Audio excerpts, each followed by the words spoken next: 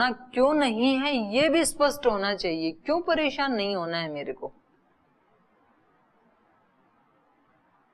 इसलिए नहीं होना है कि मेरा स्वरूप ही नहीं है वो।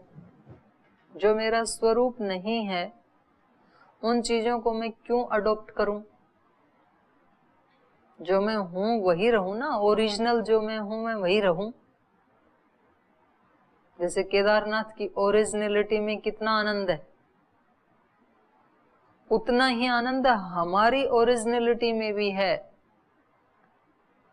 अगर केदारनाथ को बाहर की चीजें बिगाड़ दें तो उसका वो सौंदर्य चला जाएगा। फिर उसका वो सौंदर्य, उसका आनंद तभी तक है जब तक वो अपने स्वरूप में है, जबकि जब तक दूसरे लोगों ने उसको बिगाड़ा नहीं है। वही आनंद हमारी आत्मा में भी है, लेकिन हमने बहुत सारी चीजें इधर उधर की गंदगी ला ला करके डाल दी है। उससे तो लाखों गुना ज्यादा आनंद है हमारी आत्मा का केदारनाथ से, तो क्योंकि वो तो जड़ है और आप तो चेतन आत्मा है, हम सब तो चेतन आत्मा है। तो उस ये जो संकल्प कर लें आप, जो आपने बताया ब्रह्मचारी ने कि हमारे संकल्प से हम क्या प्राप्त नहीं कर सकते, बस संकल्प हमारा स्पष्ट हो कि मुझे चाहिए क्या। हम चाहते हैं और उससे उल्टा करते हैं, ये समस्या है। इसलिए हमें कोई भी खुशी दे नहीं सकता है जीवन में, क्योंकि दूसरे खुशी दे भी दें तो हम काट रहे हैं ना उसको। कोई चीज हम मांगते हैं और जब वो उधर से आती है तो हम वहां आती है तभी उसको काट देते हैं, इधर से एक तीर मारते हैं। महाभारत में देखा ना आपने, दोनों तरफ से युद्ध होते हुए, उधर से बाण आते हैं फिर इधर से वो उसको काट देता है, अपने पास आने ही नहीं देता, रास्ते में कट जाता है वो। ऐसे ही हम अपने विचारों के और भावनाओं के बाण छोड़ते रहते हैं 24 घंटे। गायत्री मंत्र में जो मांगा था वो जब आने लगा तो उसको हमने काट दिया अपने दूसरे विचार से। मुख से तो गायत्री बोल रहे थे, एक शक्ति का आह्वान किया गायत्री के माध्यम से, और जब वो उधर से आने लगी गायत्री की शक्ति, जब धी आने लगी, बुद्धि आने लगी, तब इधर से कोई दूसरा उसका एंटी बाण छोड़ दिया, अपोजिट, एंटी भाव, एंटी विचार उसी समय मन में आ गया, उसने उसको वहीं पर ही काट दिया कि तू जा। हम सबको क्या चाहिए?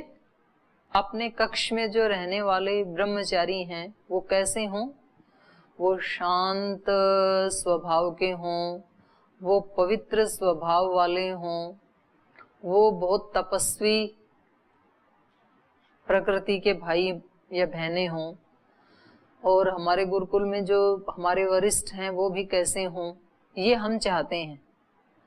ये हमने चाहा, ये अभिप्सा की, और उसके तुरंत बाद हमने एक विचार उठाया कि ये जो मेरे रूममेट है ना, ये कभी सुधरने वाले नहीं है, इनको जितना मर्जी उपदेश सुना लो, इनको केदारनाथ ले जाओ, कुछ कर लो, ये चाहे माला जप लो चाहे यज्ञ कर लो, कुछ इनका सुधार नहीं होने का। तो ये कौन सा विचार है? पहले वाले को काटने वाला है ये।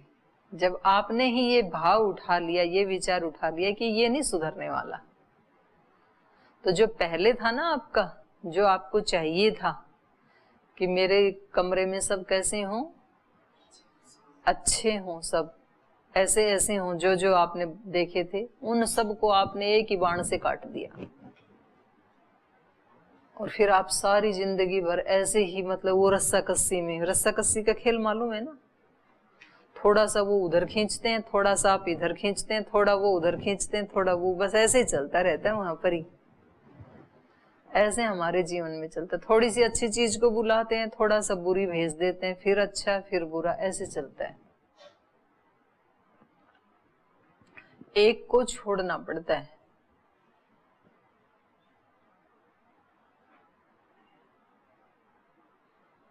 तो आप बहुत अच्छी चीज लेके आए, और तो किसी को कुछ नहीं बताना है।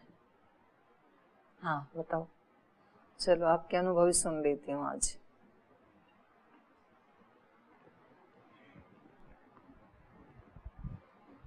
और आपको गायत्री की दीक्षा तो उसमें दी गई थी ब्रह्मचर्य की, जब आपका वो किया था वेदारंभ उपनयन संस्कार, तब से नहीं करते थे क्या गायत्री का जाप? बस 11 बार करके छुट्टी। आपको उस समय माला दंड दिया ही इसलिए जाता है कि आज से गायत्री ही आपकी माँ है, वो ही आपकी रक्षा करेगी। तो माला को तो फेंक दिया और माल अपने पास आने दो। माल को संभाल के रख दिया, माला को फेंक दिया। वो तो होना ही चाहिए था। तो उसमें मतलब नई उपलब्धि की कौन सी बात है? सन्यासियों को भी माला दी जाती है सन्यास दीक्षा पे, ब्रह्मचारियों को भी गायत्री का दीक्षा गुरु देता है उपनयन और वेदारंभ संस्कार के समय में। लेकिन चलो, खुलती जहां पे आंखें होता वही सवेरा। अभी आंख खुली तो अभी सही, कोई बात नहीं। तो अब अपने माता जी को मत छोड़ना, लेकिन गायत्री हमारी माँ है और गायत्री को भी श्रद्धा पूर्वक, श्रद्धा हमारी माँ की भी माँ है। हाँ, नानी दादी जो भी कह लो। तो श्रद्धा उससे भी बड़ी चीज है। यहाँ जो चल रहा है ना 17वें अध्याय में, तो इसको करेंगे हम। हाँ जी। दीदी जी हो, मैं सृष्टिकर्ता को मतलब भगवान को बहुत प्रेम करता हूँ मैं। तो उनके द्वारा बनाए जो प्रकृति है उनको देखकर मैं भगवान को खूब याद करता हूँ। हाँ। तो केदारनाथ में मैंने ये देखा कि वहाँ जो ग्लेशियर हैं और उनकी महिमा को मैंने अनुभव किया कि ग्लेशियर ठंड के दिनों में मतलब ग्लेशियर से जो पानी निकलता रहता है हर समय बराबर निकलता रहता है, जितने हमें चाहिए, जितने प्रकृति मतलब व्यक्तियों को चाहिए उतना। न तो ठंड के दिनों में वो मतलब न तो पूरा जमता है, न गर्मी के दिनों में पूरा पिघलता है। यदि ठंड के दिनों में पूरा जम जाए तो लोग प्यासे मर जाएंगे और गर्मी के दिनों में पिघल जाए तो लोग पूरे बह जाएंगे।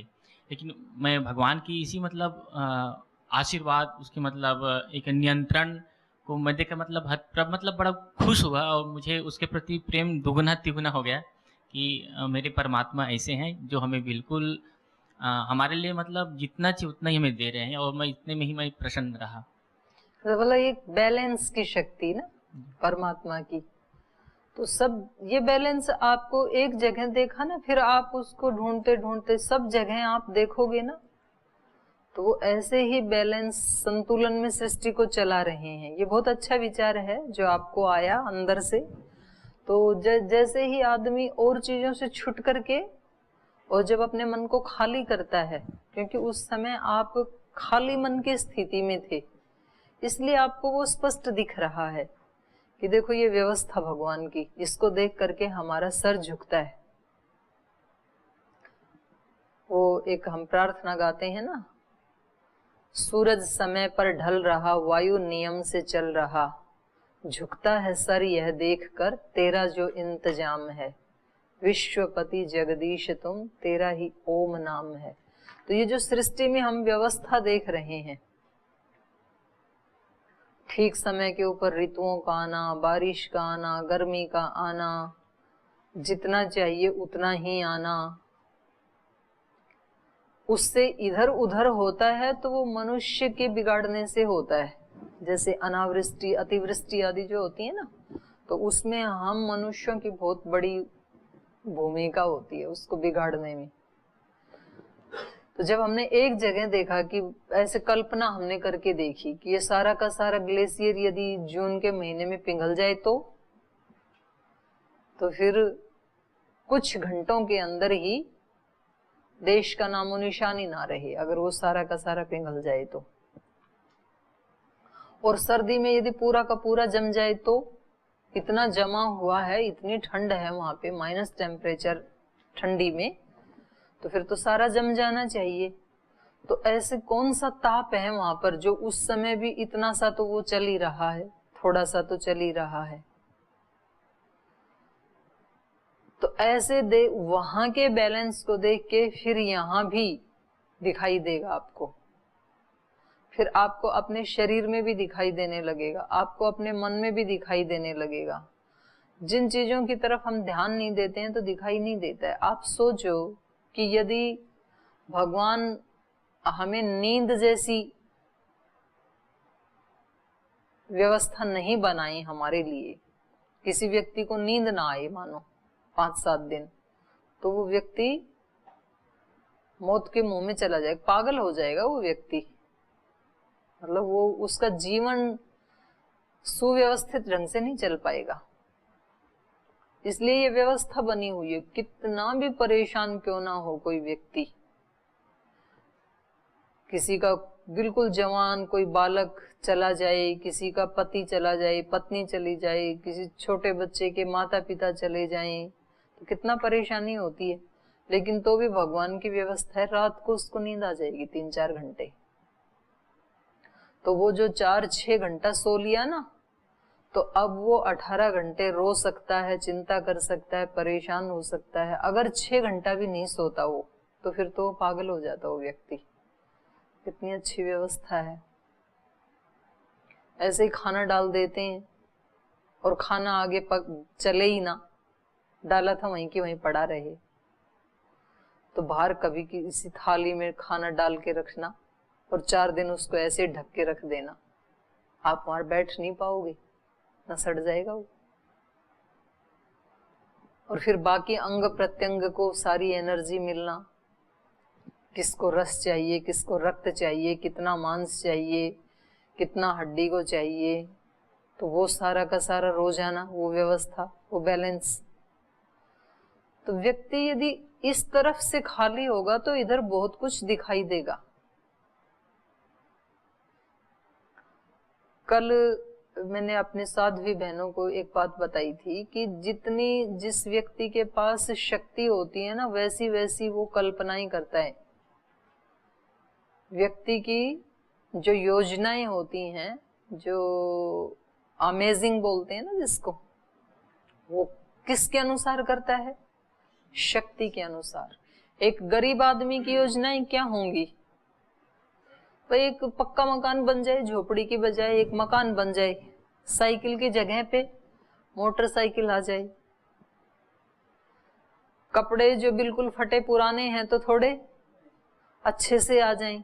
उतनी कल्पना कर सकता है वो, उससे ज्यादा कल्पना कर सकता ही नहीं है, क्योंकि उसके पास शक्ति ही कितनी है, थोड़ी सी शक्ति है उसके पास।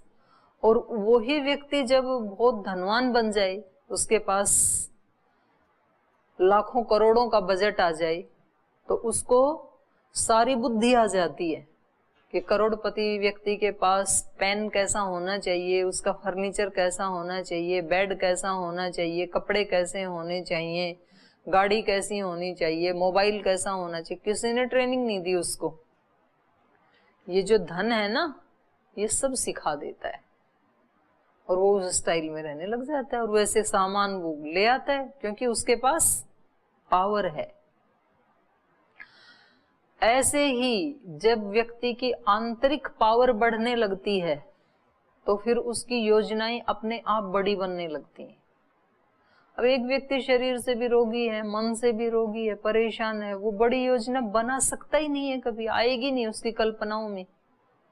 उसकी कल्पना में ये बात कभी आ ही नहीं सकती है कि मैं करोड़ों लोगों का भला कर सकता हूं। ये कल्पना किसके मन में आएगी?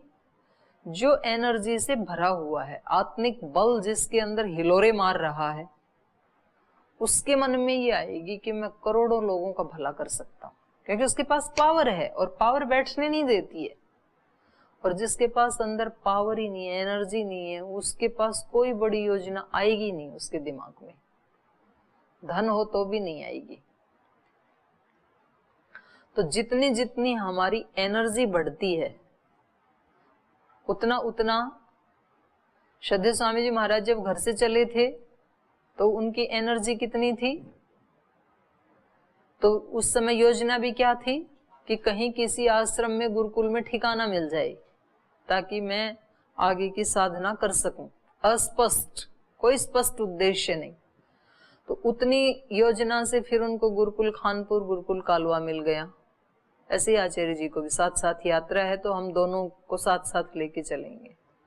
फिर वो एनर्जी आत्मिक बल ज्ञान से और बढ़ा। जब पुस्तकों में जो हमने ज्ञान लिया, नॉलेज ली, तो इस नॉलेज के अनुसार यदि हम जीवन जिए तो हमारा जीवन ऐसा होगा, ऐसी उनके मन में योजना आई। तो फिर ये इतना हो गया। तो इस योजना ने फिर कहा कि क्यों ना हमें यहाँ से जाके गंगोत्री में जाके तप करना चाहिए, इसको और बढ़ाना चाहिए। तो अब यही पावर उनको गंगोत्री तक जाने की योजना बनाने के लिए, घर में थे तब नहीं बनी है योजना, फिर गंगोत्री में जाके जब तप किया तो पावर और बढ़ गई, एनर्जी और बढ़ गई। अब यहाँ इस एनर्जी ने कहा कि ये तो मेरे पास शक्ति तो है ही, क्यों ना इस शक्ति से मैं और भी अपने जैसे 10, 20, 50 लोगों को इस मार्ग पे लाऊं। यहाँ तो मैं अकेला बैठा हूं और मेरे साथ और भी 100-50 लोग चलें इस राह पे, तो कितनी अच्छी बात है। तो वहां से फिर वापस आ गई।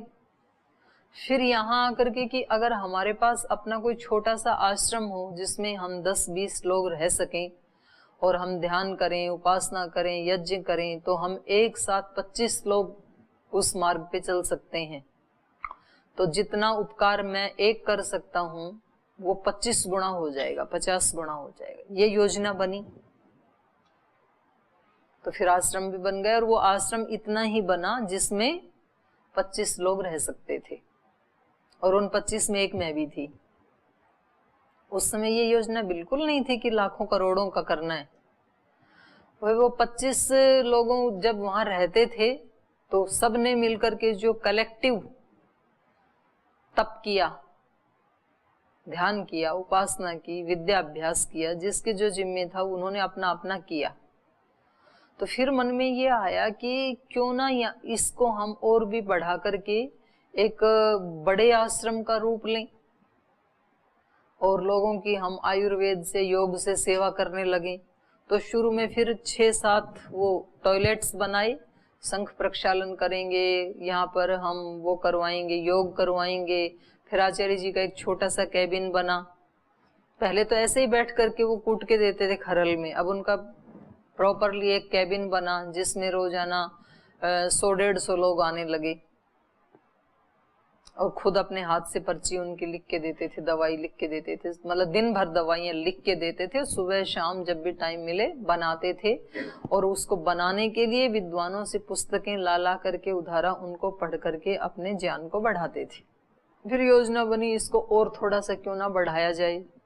तो जैसे जैसे अंदर से शक्ति बढ़ती चली गई, तो फिर मन में ये आया कि क्यों ना हमारे जैसे हम 1500 ऐसे सन्यासी ब्रह्मचारी तैयार करें, ताकि इस देश के जितने जिले हैं, लगभग 600-700 जिले हैं, तो एक एक जिले में यदि एक एक ऐसा कोई आत्मवेता सन्यासी रहे तो उसके हिस्से में थोड़ा थोड़ा काम आएगा और हम एकदम से पूरे देश की सेवा कर सकते हैं। तो ये इतनी बड़ी योजना किस व्यक्ति के मन में आ सकती है? जिसके पास एनर्जी है, नहीं तो देश की बात कौन सोचेगा। तो जितना आदमी की एनर्जी बढ़ती जाएगी उतनी उतनी उसकी योजनाएं बृहत होती चली जाएंगी। और फिर ब्रह्मचारी मिल गए, और फिर इतना ही क्यों ना हम छोटे बच्चों को भी ऐसी शिक्षा दें, क्यों ना हम गाय का भी ख्याल करें, क्यों महिलाओं का भी क्यों ना हम ख्याल करें, जितना जितना उसको कितना भी बढ़ा लो। और वो कार्य केवल स्वामी जी, आचार्य जी, महाराज जी जो कर रहे हैं उतने मात्र से सारा हो गया, ऐसा नहीं है। हम सब एक एक सन्यासी, एक एक ब्रह्मचारी ऐसी बड़ी योजनाएं बना सकते हैं, लेकिन बना तभी पाएंगे जब हमारे अंदर वो पावर होगी। पावर के बिना नहीं बना सकते। बिना एनर्जी के तो दूसरा बना देगा तो भी हम उसको एग्जीक्यूट भी नहीं कर सकते, निर्देश का पालन भी नहीं कर सकते। खुद का बनाना तो अलग बात है। और जैसे जैसे पावर आती जाएगी ना तो वो दिखता जाएगा।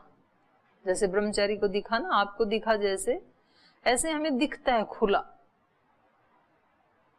और जो आज दिख रहा है वो अंतिम है ऐसा नहीं है, कल उससे भी अच्छा दिखेगा। और अच्छे अच्छे आइडियाज, अच्छे अच्छे विचार अपने आप अंदर से आते हैं। उनको ज्यादा दूसरों की पुस्तक पढ़ने की आवश्यकता नहीं है। पुस्तकें सहायता तो करती ही करती हैं, पर यहाँ आपने एक श्लोक जो पढ़ा या वेद का एक मंत्र जो आपने पढ़ा, उसके आप उस एक मंत्र के ऊपर आप पूरी एक पुस्तक लिख सकते हैं। उससे रिलेटेड इतने विचार, इतने आइडियाज आएंगे आपके मन में, उसको आप 50 तरह से समझा सकते हैं कि देखो इसमें ये जो कहा है, ये इसका ये अर्थ भी हो सकता है। तो वो अपने आप, क्योंकि ईश्वर अनंत है और ईश्वर का ज्ञान भी अनंत है, और इतना बड़ी योजना बना के, इतना बृहत कार्य करके, हमारे एक एक के पास करने के लिए बहुत बड़ा बड़ा फील्ड है। कितना भी बड़ा काम कर सकता है कोई भी व्यक्ति, बहुत कुछ है करने के लिए। इतना सारा करके भी फिर अपने अंदर अभिमान ना आए। नहीं तो व्यक्ति की बस समस्या यही है कि उसके पास थोड़ी सी भी कोई पावर आती है ना, ज्ञान की या शारीरिक बल की या भावनाओं की या साधना की, कोई भी उसके पास थोड़ी सी भी एनर्जी आती है तो वो व्यक्ति अपने आप को स्पेशल समझने लग जाता है फिर, कि मैं औरों से अलग हूँ, देखो मैं कितना खुश हूँ, कितने आनंद में हूँ, मैं कितना ज्ञानी हूँ, मैं कितना धनवान हूँ, मैं कितना बलवान हूँ, मैं कितना पवित्र हूँ। अपने को दूसरों से स्पेशल मानने लग जाता है वो। बस वहां से फिर उल्टी गिनती शुरू हो जाती है। तो हमें बहुत, इसलिए इस मार्ग को क्या बोला, क्षुरस्य धारा, इसलिए क्षुरस्य धारा बोला है। और थोड़े ना कोई हमें ऐसे फिजिकली उसके ऊपर चलना है, तलवार के ऊपर, क्योंकि यहाँ थोड़ी सी चीज आते ही जो दूसरे विरोधी शक्तियां हैं, आसुरी शक्तियां हैं, वो इस व्यक्ति को अहंकारी बना देती हैं। और थोड़ा सा सुराख भी उसको मिल गया ना अहंकार को, तो पूरे को धराशायी कर देता है, फिर बने बनाए काम को बर्बाद कर देता है। तो इसलिए जो ज्ञानी हैं वो भक्त भी होते हैं, फिर वो हमेशा भगवत शरणागति में रहते हैं और हमेशा उनको दिखाई देता है। जैसे वो आप गायत्री मंत्र बोलेंगे ना, ओम भूर्भुवस्सुः तत्सवितुर्वरेण्यम, भूर्भुवस्सुः अर्थ स्पष्ट ही है, तत्सवितुर्वरेण्यम, उस सारी सृष्टि की रचना करने वाले का मैंने वर्ण किया है। तो उसकी सृष्टि कितनी विशाल है उसको सोचो एक बार, कल्पना करो सृष्टि कितनी विशाल है। ये ब्रह्मांड, पृथ्वी नहीं, पृथ्वी तो सृष्टि में क्या है, बहुत छोटी सी है पृथ्वी तो।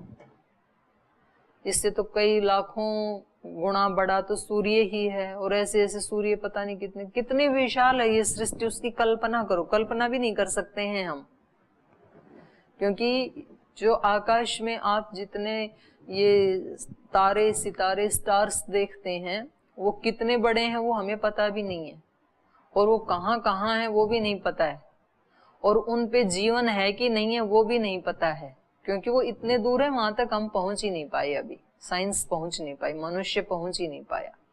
तो कितनी विशाल है ये सृष्टि। जो हमें छोटे छोटे दिखते हैं वो कितने अनंत हैं, और वो अनंत लोक हैं। जैसे हमारा एक पृथ्वी लोक है, और पृथ्वी तो एक बहुत छोटा सा लोक है, इससे तो शनि आदि बहुत बड़े हैं। तो और शनि आदि तो बहुत निकट है इसके, ये जो इतनी दूर हैं ये कितने बड़े होंगे हमें नहीं पता कितने बड़े होंगे। उस सारी सृष्टि को उसने बनाया है। अभी तो आपने हिमालय का एक इतना सा भाग देखा, ग्लेशियर या केदारनाथ, अभी तो कितना बाकी है।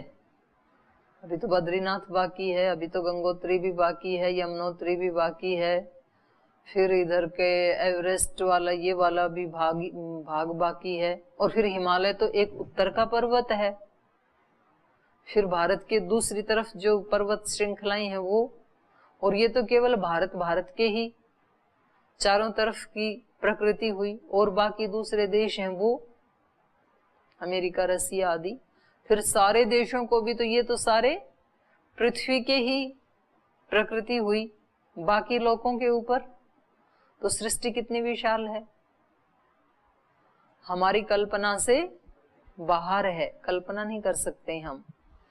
तत्सवितुर्वरेण्यम, उस सृष्टि बनाने वाले का मैंने वर्ण किया है, तो मैं उसकी शरणागति में हूं अब। तो वो कितना महान है। तत्सवितुर्वरेण्यम, ये कहते ही व्यक्ति का सर झुक जाता है।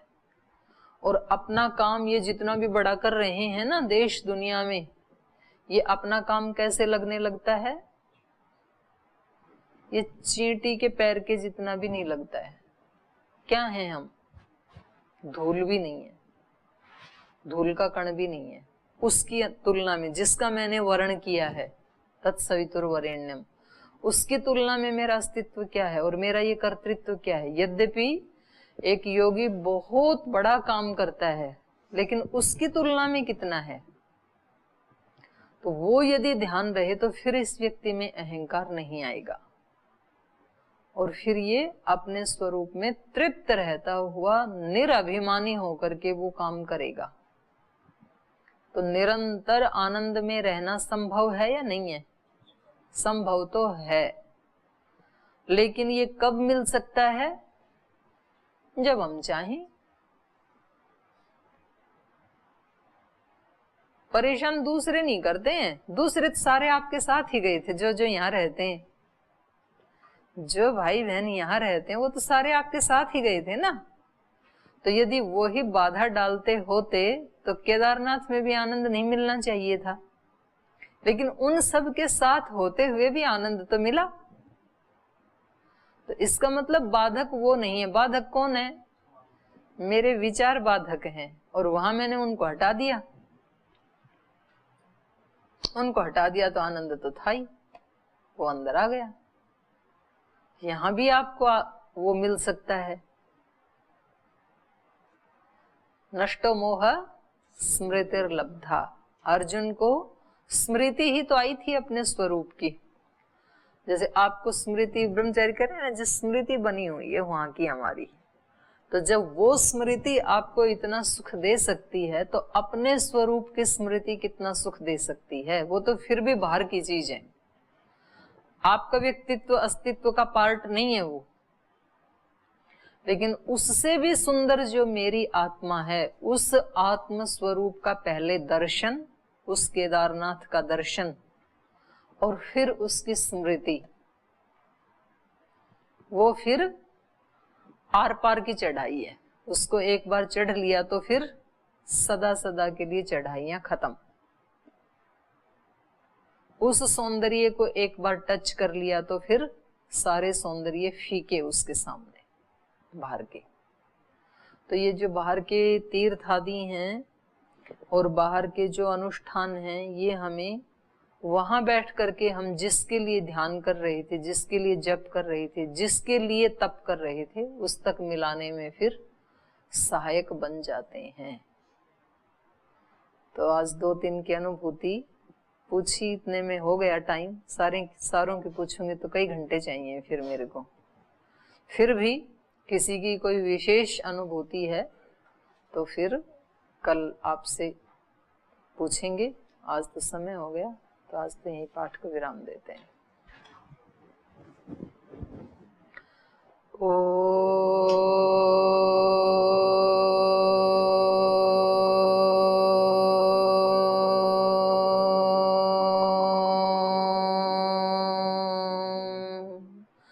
श्री गुरुभ्यो नमः।